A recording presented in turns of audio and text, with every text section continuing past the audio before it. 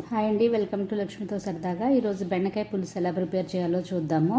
దానికి కావాల్సినవి బెండకాయలు తీసుకుని చిన్న ముక్కలుగా కట్ చేసుకుని పులుసు ముక్కల్లాగా వేయించుకోవాలి. ఆయిల్లో ఫ్రై చేసుకోవాలి. వేగిన తర్వాత తీసేసి బాండీలో పోపు వేయించుకోవాలి. కొంచెం ఆయిల్ వేసుకుని కొంచెం 2 మెంతి గింజలు, జీలకర్ర, ఆవాలు వేగిన తర్వాత అల్లం వెల్లుల్లి పేస్ట్ కూడా వేసి వేయించుకుని వేగిన తర్వాత ఉల్లిపాయ, పచ్చిమిరపకాయ, టమాటా వేసి వేయించుకోవాలి. పసుపు దాంట్లోనే వేసాను నేను.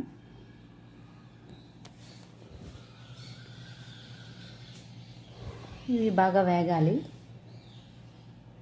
పచ్చివాసన పోయేదాకా వేయించుకోవాలి ఉల్లిపాయ.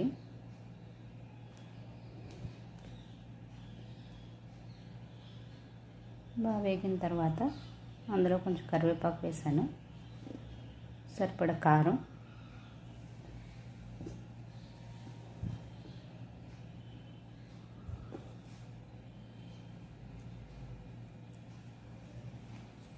చింతపండు రసం పిండి గిన్నెలో పోసుకొని సరిపడా ఉప్పు వేసుకొని ఈ వేయించిన ఉల్లిపాయ, టమాటా ముక్కలు కూడా అందులో వేసేసి బెండకాయ ముక్కలు కూడా అందులో వేసి బెల్లం పొడి తీసుకున్నాను ఇక్కడ నేను.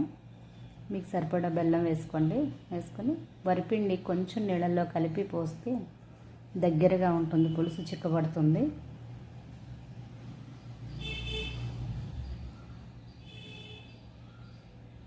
ఇలా వేసి అన్నీ కలిపిన తర్వాత ఒక 5 నిమిషాలు బాగా మరగనివ్వాలి. పులుసు ఉడికితే టేస్ట్ బాగుంటుంది, అన్నీ బెండకాయ ముక్కలకి పట్టి టేస్ట్ బాగుంటుంది. అంతేనండి, పులుసు తయారయ్యింది.